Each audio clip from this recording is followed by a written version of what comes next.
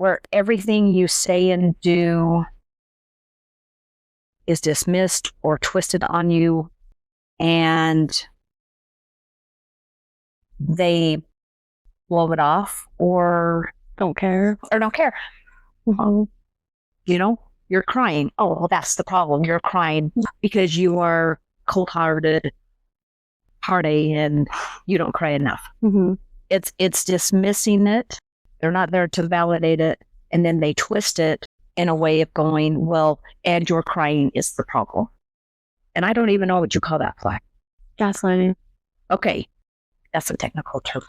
Yeah, real technical. Is that what gaslighting is? Okay. Yeah. So I would say gaslighting. Yeah. Hi, I'm Karen. And I'm Angelique. And we are your hosts for Truth Be Twisted Podcast.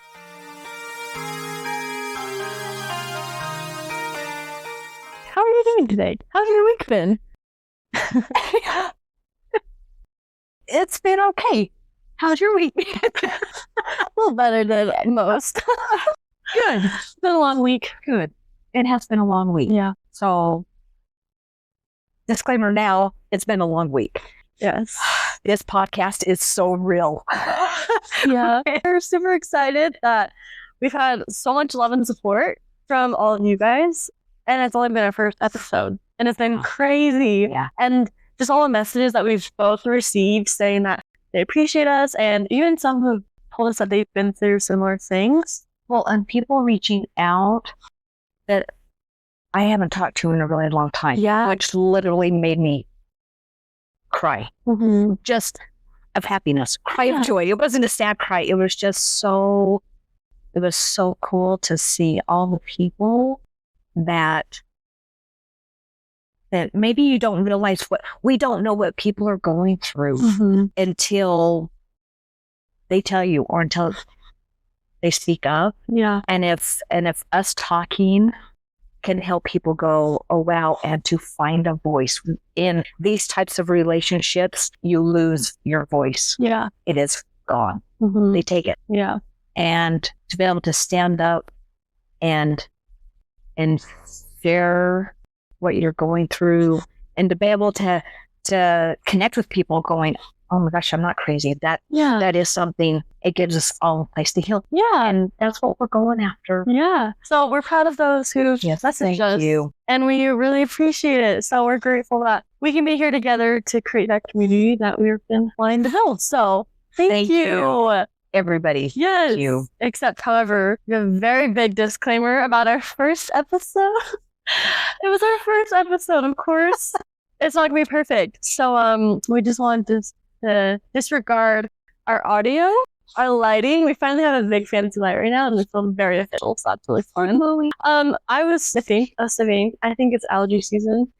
Yeah. And you can just tell it's our first podcast. So I woke up with a cough and a cold, which I did today. That's a different rabbit hole. But I had to keep coughing, so a lot of the pauses were because of me. Because I would say, oh dear, I'm going to cough. And I'm so sweet. We had so much editing to do because of it. And I was listening back. I talk really fast.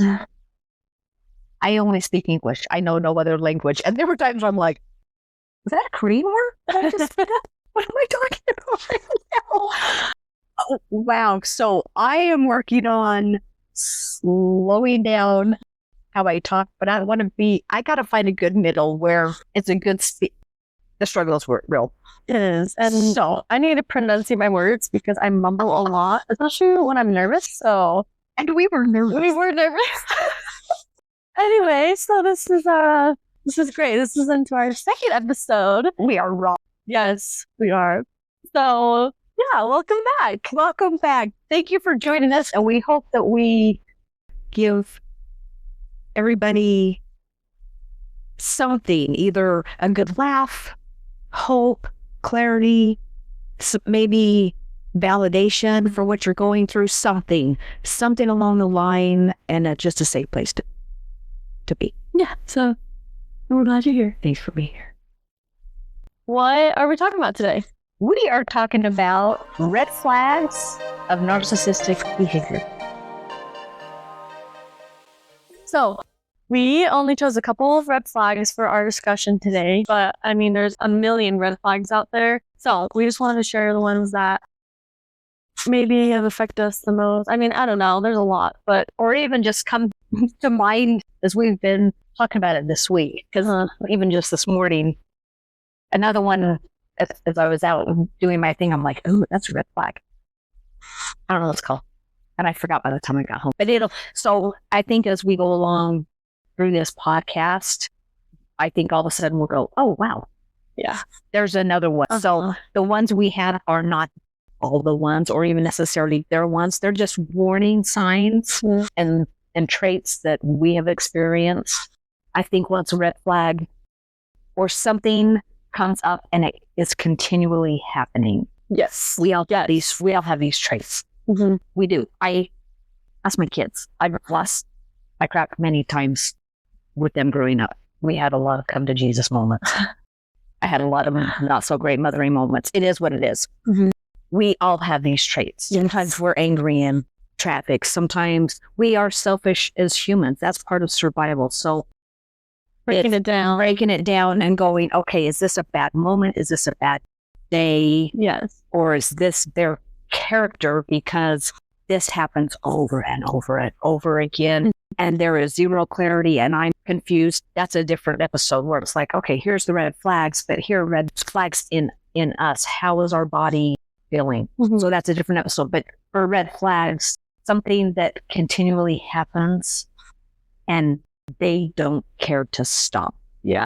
So whether it's love bombing, gaslighting, isolation, watching us suffer, be in pain, whether it's mental, physical, emotional pain. But yeah, I feel like those are the top flags that we're going to touch on today. So the first one we're going to talk about is gaslighting. And I feel like it's a very popular word now that it took me a while to truly understand what it meant. But basically it's when someone twists words on you, which changes your reality. Do you have an example of that? And this is why I love you so much, because all of those, yes, they are terms, and I cannot keep in my brain, oh, this is what this is. I cannot get it to register, so I'm always going, let me get it, Angela. Okay, this is like a new term though. Like, so I don't know where it came out of or when it came up, but it was like a couple of years ago I finally heard like, what the heck is that? So I don't know who officially worded that, but it's a good word. So do you have moments in your experience that would go along with that to help me go, that is, okay, yes, I have been here. This was my experience. When Zach and I were dating, it was the first time that he had a dinner with my parents, just kind of trying to get to know each other. So we went up to my parents' property. That's probably like an hour and a half away, maybe. Anyway, so we met my parents up there. We brought pizza and they were staying the night and stuff. And everything was great. Like we were just walking around, just talking, like pretty chill for the moment. And then that night, so after we got back, it was Zach and I drove down probably around 8 or 9, and this is in the summer. So he had a job interview the next morning, and that's why we left my parents' property, that if he had to get that, so he can go home and go to bed and, whatever, prepare for it. And so I remember getting back to my house, and I was the only child at home at the moment, so I hated being alone. Even now, I know it's a problem, personal problem, but I hate being alone. And so it was only 8 or 9 o'clock, and I told Zach, like, wait, we should still hang out. Like, I don't like to leave. It's so early. And one of my parents' rules, which was for the house, was no one was allowed in the house when they were gone, which is totally respectable. I totally understand. And I was still living under the roof. So I was like, yeah, great. I can respect that. And so we just stayed on my parents' lawn. We just went into the backyard and we just hung out. We watched a movie, and it was literally only 9 o'clock. So like not late at all. And like I said, I hate being alone, and I was scared. And I know it's dumb to be scared as an 18-year-old to be home alone, but being home alone in a big house in the dark, it was just not. I just hated it. So I asked Zach to stay for a little bit. We ended up talking a lot and watched a movie, and then we fell asleep outside in the backyard. And so then I remember we probably woke up at like 4 a.m., 5 a.m. or something. And we both panicked. We're like, oh my gosh, we fell asleep, like, oh no, this is not good. And so Zach left to go home, and then I went inside the house and went back to bed, whatever. And then my parents came home the next day, and then they found, so we have cameras in our house everywhere, and they saw me walking in the house so early, and they asked me, and I told them, like, oh, we accidentally fell asleep. I could promise nothing happened. We just talked and then fell asleep. And yeah, so I told him that. And my dad was super pissed. And he says, I don't give a shit if you guys had sex. And yeah, so they were pretty, really mad after that. And I mean, I understand, like, we accidentally fell asleep. Of course, that's kind of not a good thing to do, whatever. But it was an accident. It was on purpose. You're adult. Exactly. And I was 18, whatever. He was 20. And so then I remember telling Zach, like, yep, it was really bad. My parents were pissed. Zach being Zach was like, oh, I need to apologize. I need to go right over to your parents' house and apologize straight to the face. And I said, Zach, you cannot do that. I didn't even know what they would have done if they saw him face to face. So he said, okay, well, my second option is text them. And I thought, great, that's really respectful. Like, that is so nice. Like, He's saying something. He's owning his part, whether he felt like his part was wrong or not. He is seeing that he maybe offended or crossed their lines. Yes. So he's owning it. Yes. And I thought that was really admirable. I was like, wow, I love that for him. So I remember Zach, he texted my mom on his phone. It was a super long, really great, respectful apology text. And then a couple minutes later, we get this super long text, and it said that this is Angeli's dad, and I have to say that you are controlling, you're manipulative, you are a wedge between Angeli and I, and if you ever step foot on our property, you will get clobbered. And then my mom sent another text saying that I agree, you're controlling and manipulative, and basically you're never going to get our blessing to marry Angeli. And that was really hard. Seeing Zach after he got that most hateful text, it was really hard. So Because Zach is not any of those. no, And the fact that he was so quick to own his part, that would be a good flag. yeah, If you see that in somebody, that's somebody you can work with. yes, definitely.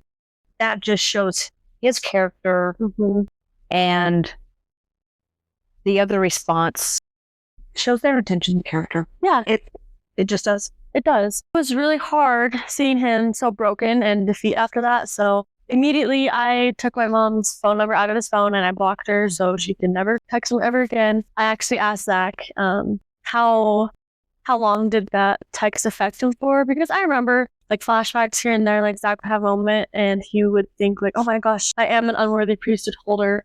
I'm a bad person. Am I controlling and manipulative? And so talking to him, he said that he had to deal with that heavy emotion and that gaslighting for up to 2 years into our marriage. So it took him that long to understand that he's not the problem, which was really sad. And isn't it interesting that opinion of somebody that he didn't even know still affected him for that long? Yeah. So imagine what the damage does when it is coming from somebody you do know and you do love, and it is day after day after day. Yes. Yeah. So a short text, years, right? That just shows how damaging these types of relationships are. Yeah. It was hard to see too, because I mean, I wanted my parents to love Zach. Everyone wants their parents to love their boyfriend, girlfriend, whatever person you want to marry. So yeah, that was a hard pill to swallow. But I mean, clearly he moved on, and they were given, they were sharing an opinion of somebody that they didn't know. They didn't know, because I value people's opinions, but not if they don't know them, not if they haven't experienced it. And we'd had that conversation where I'm like, Angelique, if you know Zach, you love Zach. Yeah. He is a good human. He really perfect. No. Has trauma. Yeah. Do you know his parents? Do you know how he was raised? I mean, we all have our stuff, but they were super quick to say he was controlling and this, that, and the other, and they've never had experiences. So to me, that would make me take a step back and go, okay, you're throwing these things out based on what evidence? And is this really your issue you have with yourself? Yeah, there's a whole different rabbit hole to go down. Mm-hmm. You're accusing, yeah, that's a whole different rabbit hole. Yeah, but it's awful. Gaslighting is so awful to deal with. And after that whole drama stuff happened, I told my parents that I'm going to marry this man, and my mom told me that he said, "You are the death of this family." That's big. Yeah, that hurts. Yeah, and I was so confused because taking a look at our family, my other siblings, I mean, they went down a path of drugs, alcohol. They went away from everything that they taught us in our childhood. So then coming to me, my mom telling me that I'm the death of the family, even though I found a good man, I wanted to get married in the temple, I want to have a family, yet I was the death of the family. Like, that was really confusing for me to deal with, and it just was a lot, you know. Confusing is the word. Yeah. They want to keep you confused and questioning yourself and questioning and doubting every part of you, which then gives them the power and the control to throw in their opinions of what they think you should do, be, say, all of the above. Yeah. So it is super confusing, and sometimes people are not able to step back and go, okay, what do you want? I value your opinion. I value your choices on what is best for you. They get stuck in, it's my way or the highway. Yes, absolutely. Area. You do it my way or you are dumb. You don't know. I know better. I know all the answers. And if you don't choose it, then, out you go. And those aren't healthy relationships. No, not at all. No, and you are not the death of that family. But to get to this point has been so hard. Yes, it has. It has been a lot of conversations, and they're still there. And that's, I think, a hard part. Also, that the disclaimer. I don't know when it ends. I think we'll spend so much time here just digging through it. But once you get to the point where, first of all, find people you can talk to, find people who do want to hold space for you, who can sit with you, validate you, love you where you're at. Yeah. Then you can start to kind of see things a lot more clear. Then as things come up, you have your safe little tribe to be able to talk with, and they can help you through it, whatever that looks like. Yeah. Whatever that looks like for you. So you've done so well.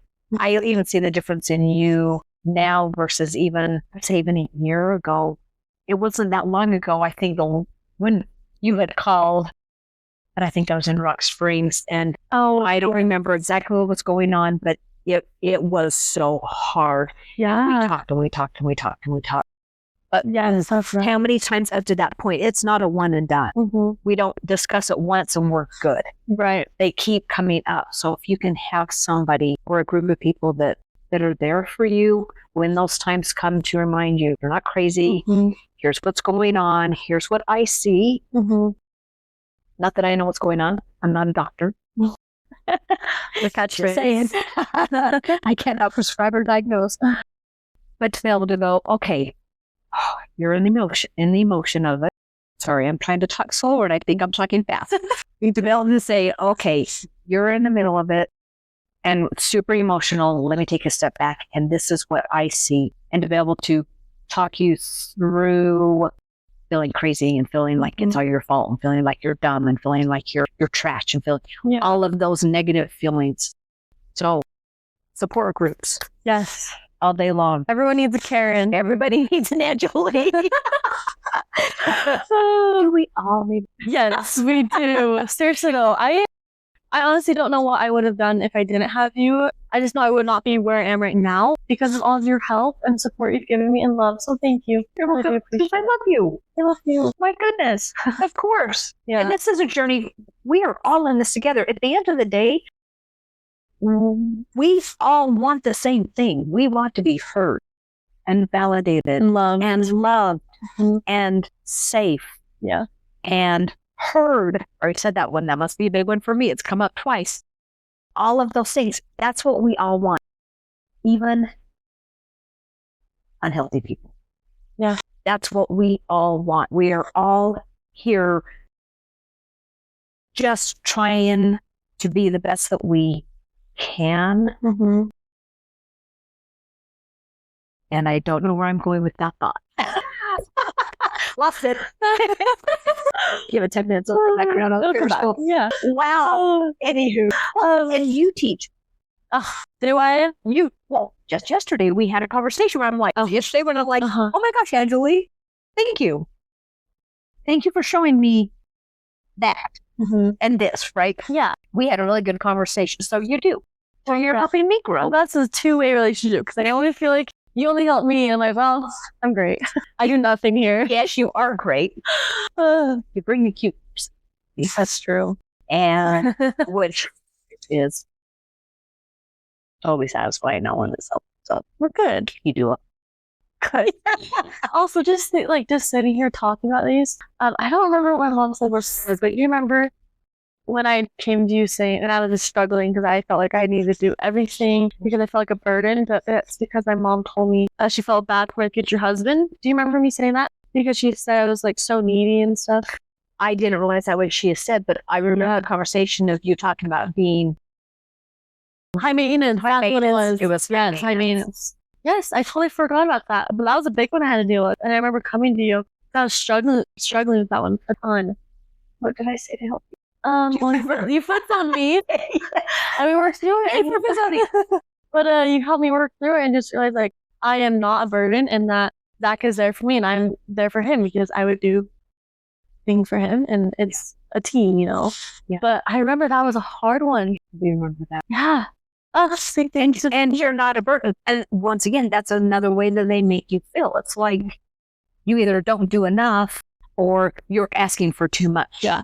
Or, you know, you're expecting too much. Or it is literally it is from here to here, and they use all of it to use against you at any time. Everything you say and do will be held against you eventually. Yeah. It may not be in the moment, and that's where you have to be super careful. I have learned myself, I have to be very careful until I know who you are and I understand your intentions, the information that I share. Because in those moments of being vulnerable and sharing either a hard moment or a sad day or something, and maybe an inside emotion or fear that you have and you share that with the wrong person, it will come out in a bad way. Yeah. One of my fears, I don't know, that's a fear. One of my rabbit holes is just what a crappy mom that I am. I have driving my kids through garbage. Oh dear. Episode 2, we're going to cry again. Wow, that's raw. That is not true at all. That is my inner dialogue. My kids, I have not provided them with a good male figure. It doesn't mean they don't have good male figures out there. They have lots of really healthy men that have taught them and supported them. But in my home, I have not. I have not been the best at it. I have shared that before. And a lot of times it's even months down the road. That is the conversation. You're a crappy mom. Even your kids know it. You're not there for your kids. And it's like, I shared that in a vulnerable moment when I need somebody to love me. And they take it as information. Use it against you. And use it against you. They've got, I remember saying, oh my gosh, in my head, not necessarily out loud, but it was like you literally have a bucket filling it full of crap. Yeah. of anything, and even good things. Good things, I would say anything, saying everything going into this bucket. And within 2 or 3 months, one little moment would come up, tend to be a cycle, and I'd get the whole bucket dumped on me. And it would take weeks for me to literally feel okay enough to just survive. I mean, you get in such a rabbit hole, it would take a really long time to get out. So part of the healing and being aware and learning these things and different triggers and stuff and different red flags, the goal for me was to be to the point where I'm not down for so long. Mm-hmm. So I got so sick and tired of literally having to take weeks to get myself back up. Mm-hmm. So the more I learned about things and as I started, paying attention to the thoughts in my head and working on stopping my negative thoughts and just learning all the different tools, which we will share as we go along. It's a lot, but we'll try to give it to you gently. My goal is when something happens, I'm not down as long. Yeah. And I would like to say for the most part, within half a day, maybe a day, I can, sometimes 2, depending on the size of it, I can chew on it for a minute. Mm-hmm. I can go out to go run. The next morning, by the time I get back, I'm like, okay, out of defense, back on offense. Mm-hmm. I'm okay. Yeah. I'm okay. Perfect. Oh, heavens no. Do I have stuff? Mm-hmm. But guess what? I'm okay. Mm-hmm. And I am worthy. And I do love. And I do share. And I'm open to receive and to give. And I go through all my things. So the goal is to be down for less time and back up quicker. Mm-hmm. And that just comes with time and consistently working on changing the thoughts and learning. Mm-hmm. Learning the science, the flags, and all the things. Well, I mean, I see you go through all that, and I will say you are so fast to get back up. And I'm always like, wow, like that just happened. Like, what the heck? Like, are you okay? Yeah. I'm like, wow. Like, I'm still crying about something years ago. So seriously, like, I really am proud of you because I know, and I've seen that it has taken a long time to work on it. But I mean, I think it helps because you teach me and others also. So thank you. And I really am proud of you because seriously, it's like one day and I'm still mad about something that happened to her. What the heck? Come on. And then she's like, oh yeah, I'm great. Like, what? But give yourself some grace. It takes time. I didn't just start this like 2 or 3 years ago. I mean, literally when I started getting super deep and at study and Brad had given me some books to read. And then I started researching. So like Joe Dispenza, if you know him, if you don't know him, look him up on YouTube. He teaches how the brain is wired and what thoughts and memories do and stuff. And I started there. It was like, I bet it was like 2000 when I really, really started going, oh, something has to change. That was almost 10 years ago when I started doing that. Wow. So I wish I could say, yeah, we're all good. And it doesn't take much time. I don't know that will ever be true, but what I do know, the more we work on it, even the little tiny things add up, and you naturally start to feel different, and you naturally start to see things a little different, and they don't affect you quite the way they did. Yeah. So then you're able to kind of take a step back and observe and go, that was interesting. Mm-hmm. Your opinion, was it true? No, your opinion. Is it helping me, serving me? No, you're hurting me. Shut that. Yeah. So it takes time. So be patient. Mm-hmm. You're doing great. You are doing fabulous. You really are. Because of you. You're kicking through things super fast in your perspective. I cherish. I think I love talking to you about things. Me too. So here's your proof that healing can happen. It can. Just give yourself grace and patience and be around those who support you and love you. Yep. So, and it takes time, consistency. Yep. But it is doable. Yeah. So gaslighting is awful and it sucks.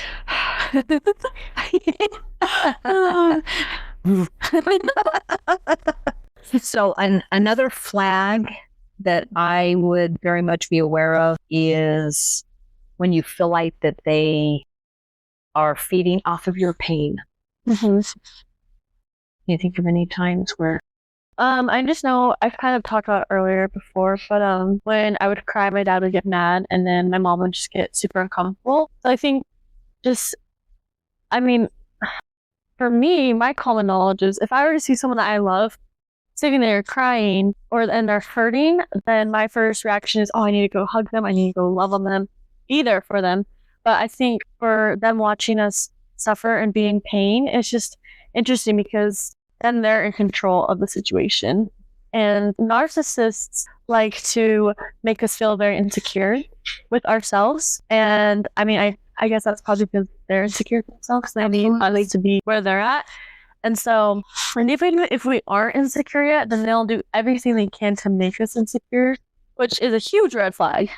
It is. I had heard a thing one day, and they had said that the things basically squash in you are the things that they know that they will never have.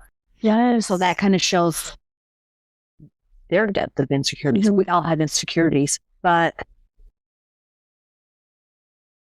if they see somebody who is active, right? Active, exercising, running, whatever, doing whatever they do, going to the gym. And if that is not something that they do, they will try to squish that because that is a strength. If you're becoming physically strong, they want to squish it.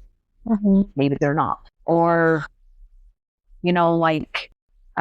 so some experiences I had, it was like with church, I was always debating church. Mm-hmm. That was a strong point for me. So anybody can have that. It doesn't make a lot of sense in my mind because it's like, why do you try to steal something from somebody that you don't have? Get it yourself. Yes. You can have, we all have access to that. Mm-hmm. So I don't understand. I know they do that. I don't understand why. It's like, own your stuff. Mm-hmm. Step up and do something. Yeah. If you want to be accountable, they can't be accountable. If you want to be strong, be strong. Yeah. If you want to support people, support people. Yeah. Don't take that away from others. Don't take it away from others. And I still haven't quite figured out why, but that is such a real thing. And they will use those emotions and those strengths. Mm-hmm. They will somehow twist it and make it to where they're not a good thing anymore. Or if they don't twist it, they might present it in a way where it makes them uncomfortable. Mm-hmm. So then you might stop reading your scriptures because you can, and even if they don't say anything, sometimes you just got to be aware. Sometimes it's just body language. It's ooh, they don't like this. Or their demeanor changes to where you have pushed something like a trigger in them. So we go, ooh, we don't want to be uncomfortable. Right. I'm not going to do this anymore. Mm-hmm. Oh, you don't like my garments? Here. I will wear them around you. You don't like when I pray, because it makes you uncomfortable. Well, then I just won't do it when I'm around you. Mm-hmm. Or those types of things. And we should never make ourselves smaller in order to make somebody unhealthy feel good. Mm-hmm. That should never be so. But it's hard because we think, oh, if we do that, then they'll finally love us. They'll accept us. Yep. What can I do? It's negotiating. Yeah. It is. That was a hard one for me. Mm-hmm. Not that long ago when I realized every part of me was up for negotiation, which says something about me, right? My testimony, not that strong, or I would have never negotiated it. Apparently I didn't have enough self-worth to be able to go, this is who I am. These are things I do, period. If you don't like it, that's okay. Move on. Mm-hmm. But spiritual, going to church, the praying, all of those things that I'm up for negotiation. If you don't like it here, let me make you comfortable and I won't do it anymore. You don't like that I'm exercising and doing all of these things all the time here. I'll just do it less so we can do your things. Because it's all about them. It's all about them. Oh, you don't like, all these books that I'm reading. I forgot about that one. This was years ago. And I used to write in journals. I always wrote in a journal, and I have started again. And I was basically told, oh, great. You're going to write in journals. Now everybody's going to know. And I literally ripped the journal, and I never wrote in it again in that period of time. You're kidding. Nope. And even at one point, years later, as a gift, they were kind enough to make me journal pages. Here, you should start writing again. And it's like, yeah, really? Yeah. Really? And I totally dumbed down that situation. It was a lot more violent than that. But they don't want, that was something that was giving me strength, and I was getting things out. And they don't want others to know that they're controlling you. They want to hide the abuse, and because the appearance to the outside now, they're perfect. They're so kind. They're so helpful. Yeah. They know everything. Such a nice guy, such a nice girl, such a nice human. They're so kind. Yeah. I just don't see them doing that. That is probably the worst thing you could say to. Oh my gosh. Right. So that's it. You hear that all. Yes. I had a counselor once. We had gone to a few different counselors, and some major road rage and some really bad things had happened with my boys being there. And I was sitting, talking with her about it, just trying to figure out, I don't know what I was trying to figure out. And she says, I just don't see him being that way. And I said, and there's the problem. You cannot help us. No. If you are not able to, for one, talk to us together as we bring these things up, to where we're both accountable in that moment. Right. Yeah. I would have slapped her so hard. Never went back. But that is devastating, because now reaffirms all the things they tell you. I was told that too. Nobody's going to believe you. Call the cops. Who do you think they're going to believe? You're going to lose your kids. Nobody is going to believe you. And there comes in all the gaslighting. Yep. It's just a cycle, really. And little do we know, behind the scenes, which you usually find out way down the road, they have already been gathering their little flying monkeys. They have been talking about you behind your back. Probably a little bit of truth, but a whole bunch of lies. Yes. So now when things do blow up, it's easier for people to go, I just don't see them being that way. Yeah. But wow, you are crazy. And that kind of goes into our next flag, which is isolation. And so they will tell your friends and family lies and hard truths about you to get them to turn against you. So then they have an alliance against you. So then there's the control. The narcissist has control of the situation, of everything. And they also have a control about what's being said about you. Yep. So when you and Zach were first getting married, all of your family friends believed. And that's a good example of that going on. So I remember it was a month after we got engaged. It was my mom's birthday. And her friends were throwing a party for her, and I wanted to go because I was like, okay, I need to be there. It was a hard time, obviously. It was everything was kind of wild, but I thought I want to be there for my mom's birthday, and I can do it. And I felt really strong going into it. And I remember going up to my parents' house and cars everywhere, and I'm just so anxious. And I forgot about this, but I had my wedding ring on, and when I was walking up the house, I took it off because I was I don't know if I was scared. I don't think embarrassed is the right word, because I was so happy to be engaged. But you knew it was going to start a conversation and a fight. And exactly when you're in those, you get caught up in the whirlwind, and obviously you're confused, and it's a mess. Yeah. And I remember even just thinking about that moment, that makes me really sad that I did that, because I love Zach and I love being married and loved that I was engaged. I was so happy, but I felt so much pressure from them beforehand that I felt the need that I needed to take off my ring and shove it in my pocket. So unfortunately, I did Protecting that. yourself in that moment. Yeah. So I walk in the house and it's just a lot of my parents' friends. And before Zach, I was super close with a lot of them. Like, I love them, whatever. And I go in and I just feel like, I don't know, I just felt like a black sheep in there. Like, everyone just staring at me, just walking past. My whole thought was, oh my gosh, I don't know what my parents told them about Zach. They think he's awful and they think that I'm stupid for marrying this random guy that I just met and stuff. And I was just super anxious the whole time, just thinking that. And so then I was only there for a couple minutes. It was just too much. And I said hi to my mom, whatever, happy birthday. And then she walks me out and we're just standing in my doorway and she hugs me and she says, stop doing what you're doing. You're going to end up in a divorce just like I did. So she was married to her first husband and they divorced. But after hearing her say that, I just, it broke me. Tears. I was just sobbing on my mom's porch. And she was just hugging me, saying, I love you so much. Don't do this. You're making a mistake, whatever. And I remember I was really sad, but I was also really mad. I'm a mad crier, so that's unfortunate. Whenever I'm mad, I hate that I do that, but I cry.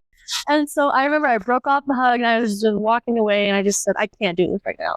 I remember I was halfway down the driveway, almost to my car, and a bunch of my mom's friends I used to be close with, they all come out running to me. They're all hugging me and stuff. And they also said, one of them said, again, she said, Angela, you need to listen to your parents. I don't want you to end up where I am. And she also was in a divorce. And they're just all telling me, like, I'm doing the wrong thing. And it was awful. I honestly feel like that was one of the moments of my whole life where I was at rock bottom. Completely zero. I felt alone. Yeah.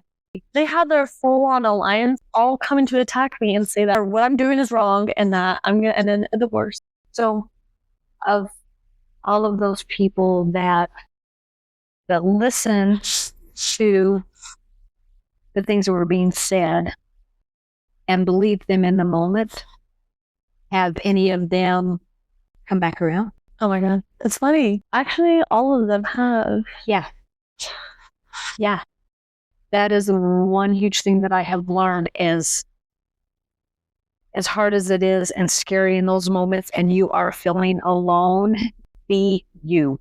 You are amazing. You continue to be honest. Continue to be who you are. It always comes out. Yes. Always comes out. And probably not the way that they would want it to come out. And that's when people begin to see true intentions of who you are. Yeah. And true intentions of their inner circles. So now they get to learn and figure out what kind of people they want in their world. Yeah, absolutely. So, I mean, I honestly am grateful for everything that has happened so far because they had to take a step back as well and see, oh my gosh, and learn that there's always two sides and not just stick to one side. I mean, of course, yeah, my dad being the narcissist that he is, they all knew that, oh, he must know everything. He knows what's best. So, of course, they're just going to listen to him. But still, at the same time, like, it just wasn't fair at all. And then it's funny how now that they've actually taken time to get to know that, he is a great man. I just love him so much. So I'm really grateful. He's not hard to love. You give him a little bit of time then. And same with you. Same with us. They don't know our family. Yeah, I have no idea what's being said about us. Except for that she's a witch because she doesn't put zoning. I never said that. Oh, gosh. Yeah, it is what it is. But you see, like, they try to isolate us from our own family and friends, and that's what happened. Yes. Because I was so scared that whenever I would see them and out in public or something, I was too scared to talk to them because, oh my gosh, I don't know what they're being told. And I didn't want to know, so I'll just avoid them. And then now isolate. So, yeah. Isolation, I think, maybe also goes along with, they call it triangulation. Yes. That's a hard word. So it's like, right, you got your triangle. They're up top. They're the ruler. They're the all-knowing. And so they're talking to this person, saying stuff probably about this person, right? Yes. They're doing the same here. These people are talking because, oh, well, they treated me, those friends treated me funny when I was there.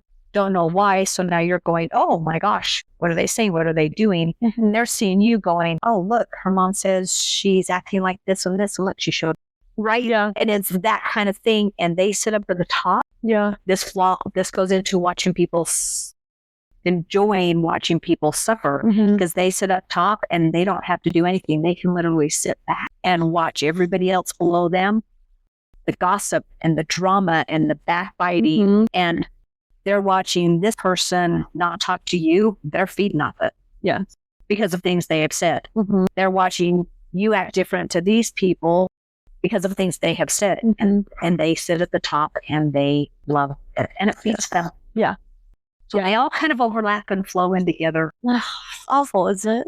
Yeah. I feel like I'm not quite sure if this kind of falls into isolation, but it's close. But my parents would put me against my sibling too, because since I was the golden child, I was the snitch, the tattletale, because I was loyal to my parents. So they knew that I would tell them anything that happened. So then they would say, oh, go do this and this and this, and go figure out and come back and tell us. So I was a golden child, and then that's not even a word. Wow. Then gosh, I need to slow down. Anyway, but then you have my disease. I know. We're rubbing off each other. Yeah, sorry, that's not a good one. But then so it would kind of like pin us against each other. Is that and then they sit at the top and like they get what they want.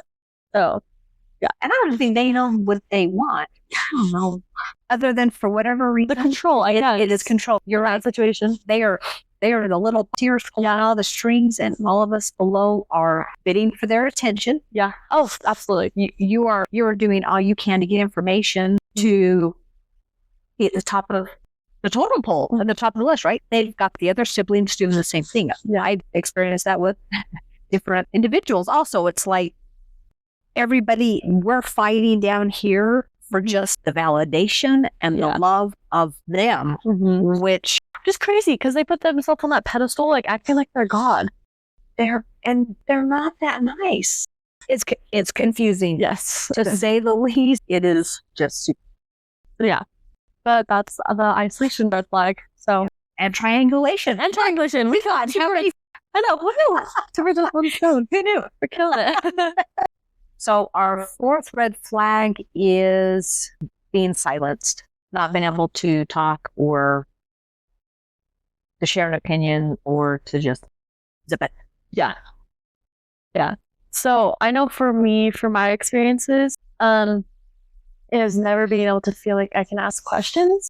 And so I would ask my mom something and she would say like, oh, you don't need to know. And being a curious kid too, like, oh, well, I would say, why? And kids are annoying, of course. But also even up into my teenager years, she would say, you don't need to know. And I would say, why? And she would just say, because. And that was the end of it. And so I didn't know that was a flag, obviously, back then. But even now, first year of marriage, I would use it on Zach. Zach would ask me something, I'd say, because. And he'd say, no, don't do that. And I'm so glad he called me out because it sucks. It sucks that we learn those narcissistic tendencies from the narcissist because, I mean, that's what we've been trained with, programmed with. I grew up with that, But I would use it on Zach all the time. So if you ever wonder if you're a narcissist, I'm going to say no. For the fact that Zach could bring that up, and instead of you going, oh my gosh, like flipping it or twisting it or doing or shutting him down, you go, oh, crap. Yeah. Okay. You're not a narcissist. That is, we all have some sort of, probably all the traits, but if you're called on it, what do you do with it? Yeah. If somebody brings up to you maybe road rage or I have really bad road rage, but my dad had really bad road rage. Which is okay. No judgment. I'm not judging. But if I just said that really fast, so it probably sounded like language. So sorry. So we all have our things. We all have our bad days. The fact that somebody can say to you, and the fact that you can admit it, you're not. Yeah. But still, even those moments, like right after, like, oh my gosh, I'm the narcissist. What the heck is wrong with me? How many times have I said that to you? Yes. I think I am. So many times. Oh, crap. That shows that you're not. But that is a way to silence also. Yeah. Yes. Because then now all of a sudden you're afraid to say, hey, doesn't fly very well. You probably shouldn't say that. Yeah. And if you are silenced, either you're dumb, you don't, whatever it is, you're dumb, don't ask questions, Yes. whatever. If they can silence you at that point, now they can start feeding you their opinions Yeah. and their perspectives and their thoughts and their, which is fine. We will sit and listen to them. Yeah. Right. And if it's done in a way where we're just talking and sharing, great. But when it's done under a way that they want to make you see it and do it and be who they want you to be, there's the abuse.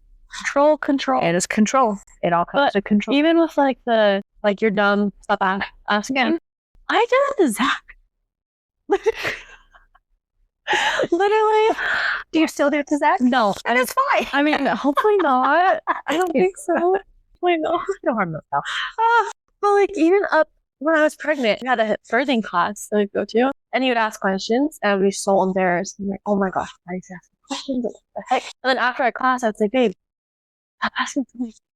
And now, I mean, we talked about it, and he would say like, no, that does not work. And then I finally recognized that's him, thank goodness. But it's just so annoying how many narcissistic tendencies they have. You absolutely do not. Okay, here's an interesting thought. Why do they not want us asking questions? So the other morning, and I called you about this. I think I did. When I got home, and I'm like, I got to throw this up on you because I'm going to forget asking questions. When we ask questions, I'm totally saying all this as a question, not as a statement, because I'm trying to process it in my mind. When we ask questions, does that mean we are challenging or we're looking for answers? Mm-hmm. Do they silence us as a way for us to not find out or see them for who they truly are? Oh, I could definitely see that. Maybe. Because if they act in a certain way, and if you question it, yes, obviously you're seeing something or a behavior in them that isn't wrong. They don't want us to see that. And if we realize it, we very well might grow and heal and lead them. Yeah. If we see what's going on. Definitely. And then they lose that control. Yes. Is that why they do? I would definitely say so. I think if we were just to question things, random things, and they don't answer, I think it's because they don't want to talk about it, so then they still have that control over what the conversation is about. But then when it comes back to questions about themselves, I think then they don't want us to figure that out, but also it stems something from their childhood of them dealing with a narcissist. And obviously they haven't worked through that because they don't want to or know that they need to because they're so consumed with themselves. Yeah. But that's all they want is just the control. So I definitely think that's probably why they don't want us to see who they are. Well, and by doing it subtly with small things that don't matter, like you're asking a question to your mom and it may have just been over something silly. It is that gradual training to the point to where you literally don't do these things anymore. It's the whole analogy of, dropping a frog into boiling water. Frog into boiling water, it jumps out. The water is hot. Oh, yeah. Okay. If you put the frog in the water and gradually let it warm up, you will cook it. You are gradually, I don't know what the word is, they are very slowly programming you and putting you into an environment that you continue to adapt to become who they need you to be. Yes. Absolutely. Which is silent, no opinion, only relying on them. Yes. What are other things that they want us to be? Thinking they know what's best. So your thoughts, your opinions, what you do is solely based on what they think. Yeah. And you were groomed that way. I don't have the word for me. The best word I have. You're groomed. But for lack of better, it's grooming. Yeah. And it starts from the time you were a child or, from like in the dating phase. I mean, it starts very early on and it's very, very subtle. And a lot of times they're not coming at you going, sometimes they are. Sometimes they're coming at you going, oh my gosh, you're an idiot. Stop asking those questions. Yeah. But a lot of times it's more subtle. So some of mine were, in passing, it would be like, oh, I can't stand people that talk a lot. So I'm like, oh, there. I want them to like me, so maybe I should not talk a lot. Mm-hmm. We're on a podcast. But for a long time, I was more quiet. Yeah. I didn't laugh. I didn't talk. There was a lot of things I stopped because passively those comments were made that trained me to be silent, to not be as loud, to be the way they wanted me to be, but it was in a very passive way and over time. Yeah. That's where the damage, and I think where it gets scary, it doesn't happen overnight. No. It takes a while. And that's scary. That's their attention. And they're so set on it that it takes that long time. And they're just continuing to do that. So, yeah. Our fifth flag is love bombing. Yes, and it's a very popular one now, I feel like. I think it looks so different, though, for so many people in lots of different ways. Yeah. I mean, in the dating world, it's when your partner buys you excessive gifts right from the start, excessive communication, excessive affection, and it comes really fast and really intense from the start. Do you think, like, if something happens that is pretty big, like a big argument or a big moment, and now all of a sudden they come back, like with flowers and stuff, but I don't know that I want to say that because we like to get flowers. So how would you know the difference between being love bombed and doing nice things and just doing nice things and truly feeling sorry? I think this goes back to like flag number one. I mean, if you're able to have communication and bounce things off of each other, and if they are there to sit with you, then I think all of those things are good, right? Yes. I mean, we want to be able to accept apologies and be able to apologize if that means with a nice gesture. I think that does go back to flag number one. It's have you been able to talk about what had happened, to work through it, or when you try to bring it up, this is another flag, don't know what number this one is, where it's like, oh my gosh, you're always bringing up the past. Oh my gosh, why are we still talking about this? Yes. But if there's no resolution, they would try to cover that up with the gifts, which is love. Bombing. Yes. And they also use like we're soulmates right at the very beginning of a relationship. So kind of referring to forever and just overwhelming you with that excessive love. And they also push for really early commitment. Yes. Like that's a great goal to have. It is. And on top of everything else, with all of the flags, because you and Zach got married super fast. Yeah. But I don't know that I would call it love bombing because all of the other flags are not there. Yeah. So for me, as we like talk about different flags back and forth all the time throughout the week, we're always talking this stuff. I would say, I mean, we all have some traits. If you have a whole pile of red flags and the majority of them somebody might have, and some of the big ones are, you might want to look again at that relationship.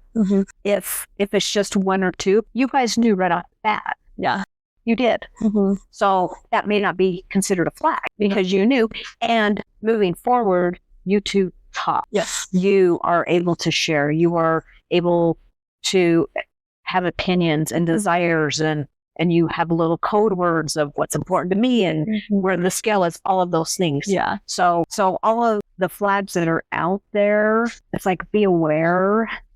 But just because somebody might have one or two doesn't mean anything. No. It's like if the majority of the relationship is a red flag, get some help. Yeah. And if you feel, I don't know if you trust your gut instinct, I think that says a lot too. But if you're hearing our podcast and you're thinking, oh, wait, I have been through this, and this, and oh, wait, I've heard that and that, then I think you might want to be kind of rechecking with yourself and try to figure this out too, because not everyone is a narcissist. Yes, they're everywhere, but not everyone is a narcissist. No.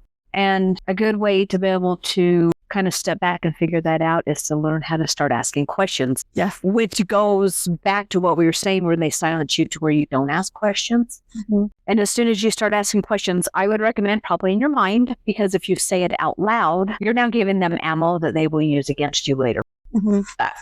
We've discussed that. Yeah. So to be able to take a step back and and to just start questioning actions, your actions, their actions, it's questioning it all. Is this reactions? Is this real? Is this because they're having a bad day at work? Is because of all the stress going on? Am I able to talk to this person? Ask.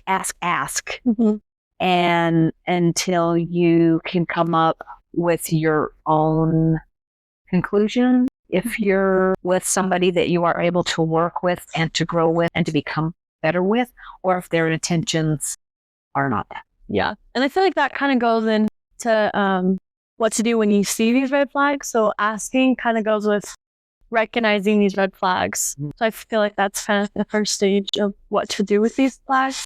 And I mean, I'm sure a lot of people, they don't want to see a narcissist in the relationship. You know, they want to accept the fact that could be it. That's hard. Yeah.